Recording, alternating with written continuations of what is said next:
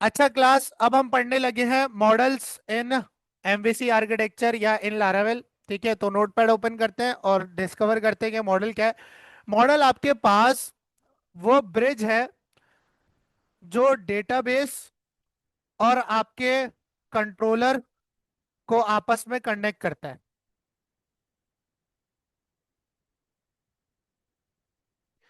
यानी कि अगर कंट्रोलर के अंदर कोई ऐसा मेथड लिखा है जिसमें डेटाबेस से वैल्यूज आ रही हैं, कहां से आ रही हैं, तो पहले रिक्वेस्ट जाएगी मॉडल के पास, मॉडल डेटाबेस से वैल्यूज लाकर देगा, डायरेक्टली कंट्रोलर के पास डेटाबेस का एक्सेस नहीं होगा।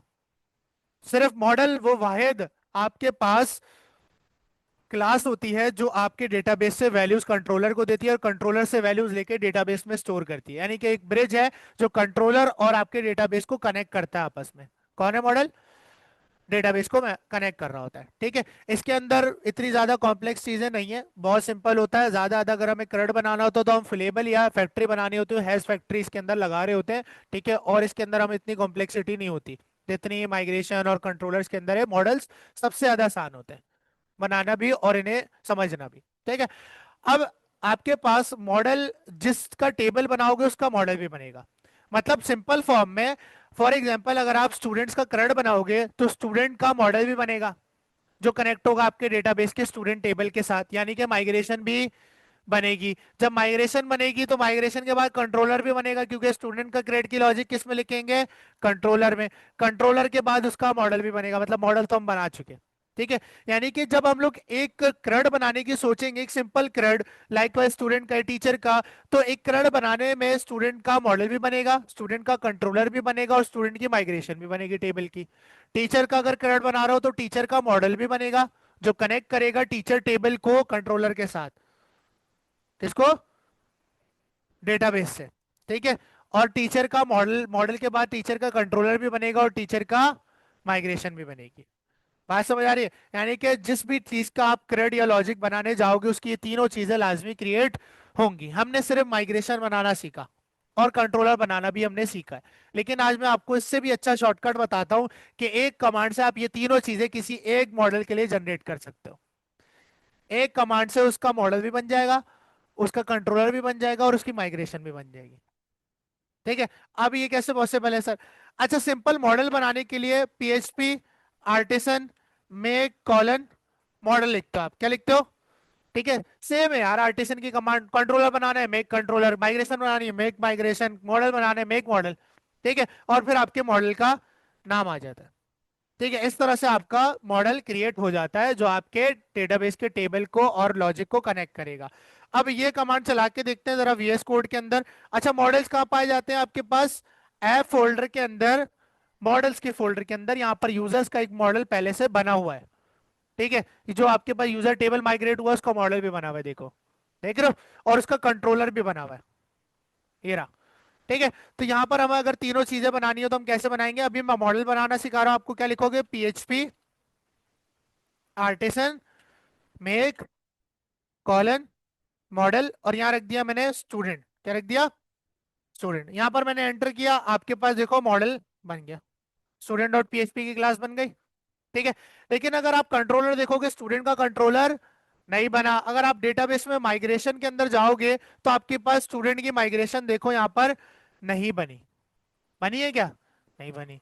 अगर आप चाहते हो ये तीनों चीजें, क्योंकि तीनों चीजें करनी है, इनके बगैर तो चलना ही नहीं है काम। जिसका मॉडल बनेगा उसका कंट्रोल और माइग्रेशन भी बनेगी, क्योंकि मॉडल क्यों बना रहे हो? डेटाबेस से कनेक्ट करने के लिए। डेटाबेस के अंदर उसका टेबल भी मौजूद होना चाहिए, और फिर उस टेबल और कंट्रोलर के बीच जो लॉजिक होगी वो आप कंट्रोलर में लिख रहे होगे, फ्रंट एंड और बैक एंड के बीच। ठीक है, तो ये तीनों चीजें एक मॉडल की बनती हैं।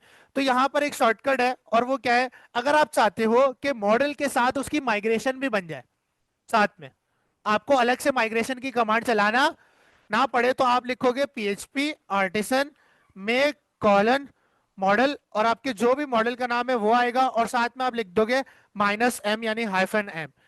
इस -m का मतलब है कि इसकी माइग्रेशन भी क्रिएट कर दो। मॉडल बनाओ और माइग्रेशन भी क्रिएट कर दो। आओ चेक करते हैं, यहां लिखता हूं PHP artisan make colon model, और मॉडल का नाम मैं रख देता हूं इस दफा, लेट से एम्प्लॉय। क्या रख देता हूं? एम्प्लॉय, और यहां पर मैं लिख देता हूं -m। डन है?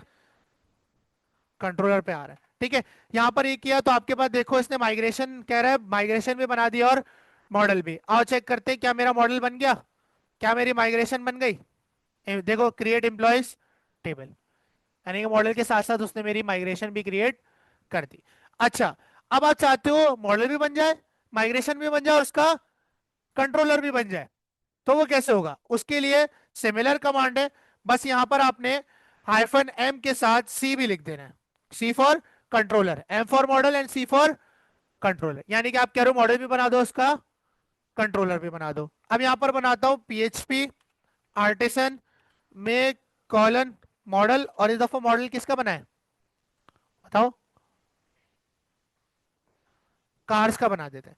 ठीक है, कार्स, और यहां पर मैंने हाइफन एम माइग्रेशन भी बना दो और सी यानी कंट्रोलर भी बना दो। एंटर किया, आपके पास क्या है, मॉडल भी बना दिया, माइग्रेशन भी बना दिया और कंट्रोलर भी बना दिया। आओ चेक करते हैं तीनों चीजें बन गई, इसकी नहीं बन गई। मॉडल बन गया, कंट्रोलर बन गया, माइग्रेशन बन गई। ठीक है, तो माइग्रेशन अलग से पढ़ाने का ये मकसद था कि आपको सारी चीजें पता चल जाए, अदरवाइज तो हम ये चीज यूज कर रहे होते हैं। ठीक है, जिसमें हमारी माइग्रेशन भी बन जाती है, कंट्रोलर भी और मॉडल भी बन जाता है।